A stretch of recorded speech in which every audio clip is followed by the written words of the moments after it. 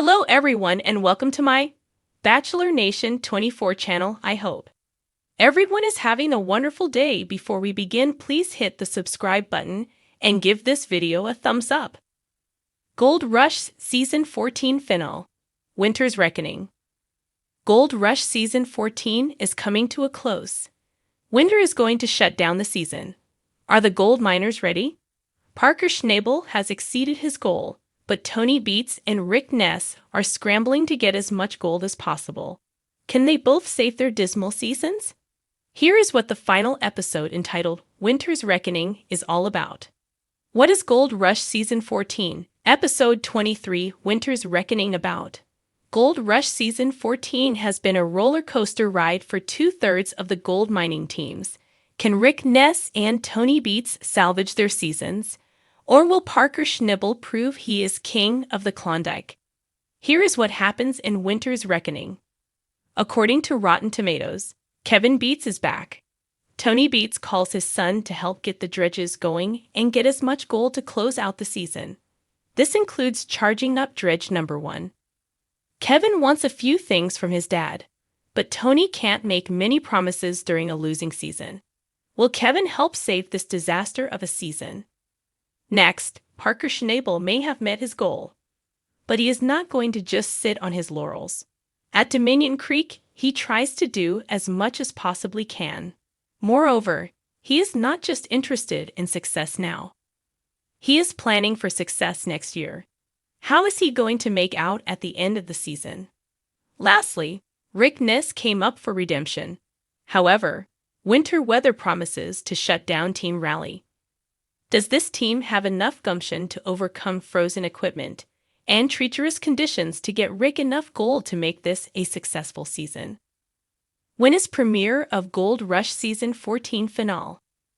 Don't miss Dakota Fred Hertz's final interview and tribute. After the Gold Rush Season 14 Finale episode, Discovery is premiering a tribute to Dakota Fred. This is called The Final Interview, The Legend of Dakota Fred.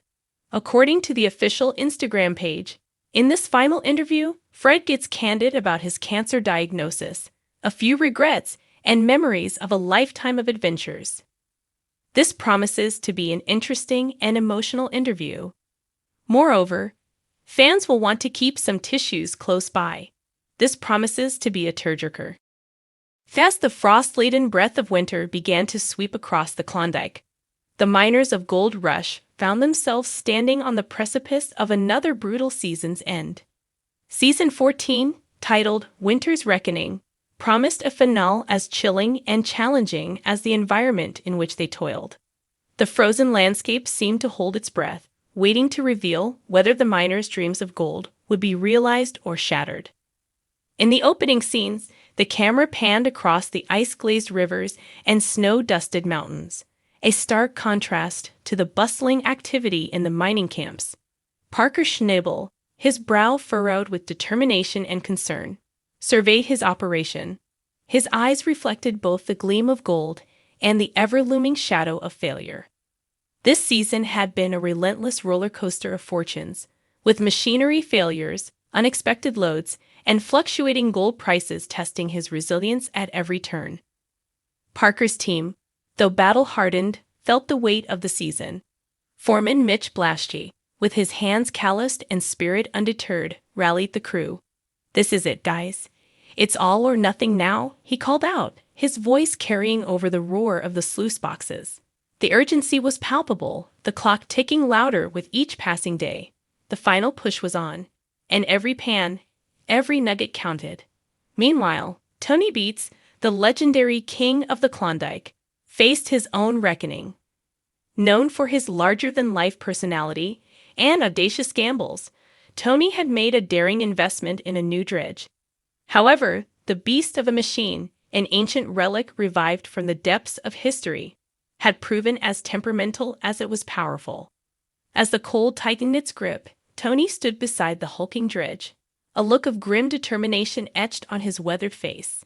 He barked orders, his voice a mix of Dutch accent and miner's grit, as the dredge groaned to life, its monstrous gears turning slowly, almost reluctantly. In another corner of the Klondike, Rick Ness, the underdog with a heart of gold, faced his own set of challenges. This season had been about redemption for Rick, a chance to prove himself after a series of setbacks. His crew, a tight-knit band of brothers, rallied around him. The camaraderie was palpable, their shared struggles forging bonds as strong as steel. "We're not just mining gold. We're mining our future," Rick reminded them, his voice steady despite the pressure. The final cleanup loomed, and with it, the hopes and dreams of the entire crew. As the season finale unfolded, the narrative threads of the miners intertwined in a tapestry of perseverance and hope. The scenes shifted from Parker's meticulously planned operation to Tony's chaotic yet somehow orchestrated chaos, to Rick's earnest and heartfelt endeavors. The contrast in their styles and approaches highlighted the diverse nature of the gold mining life, yet a common thread bound them all: the unyielding pursuit of the elusive yellow metal. The finale's climax brought viewers to the edge of their seats as each miner faced their moment of truth. Parker's wash plant thundered, churning through pay dirt with relentless efficiency. The camera zoomed in on the sluice box, where gold flecks began to appear, tiny sparks of hope amidst the gravel. The tension was palpable as Parker's team meticulously panned the final concentrates, their breath held in collective anticipation. When the final tally was in, the numbers spoke volumes.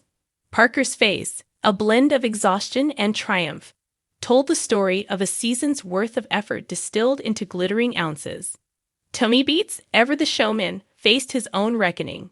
The dredge, with its creaks and groans, had finally yielded its secrets. As the final bucket of pay dirt was processed, Tony's eyes sparkled with a mix of pride and relief. The gold count, a testament to his unyielding spirit and willingness to embrace risk, exceeded expectations. The camera captured a rare moment of quiet satisfaction on Tony's face, a king momentarily at peace with his kingdom. Rick Ness's finale was perhaps the most poignant. His journey this season had been one of redemption, a quest to prove himself not just to the world, but to his own inner demons. As his crew gathered around the final cleanup, the atmosphere was thick with anticipation. The pans revealed the steady stream of gold, each flake a testament to their collective grit and determination.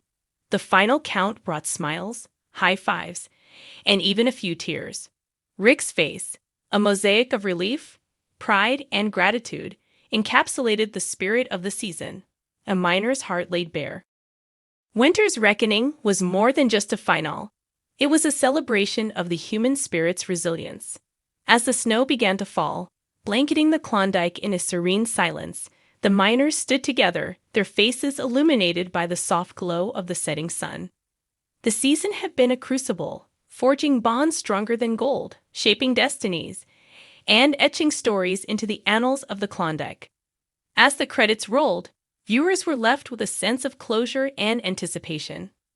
The promise of another season lingered, a new chapter waiting to be written. The Klondike, with its harsh beauty and untold riches, remained a siren call to those brave enough to answer. And the miners of Gold Rush, hardened by winter's reckoning, stood ready to heed that call, their hearts forever bound to the land they called home.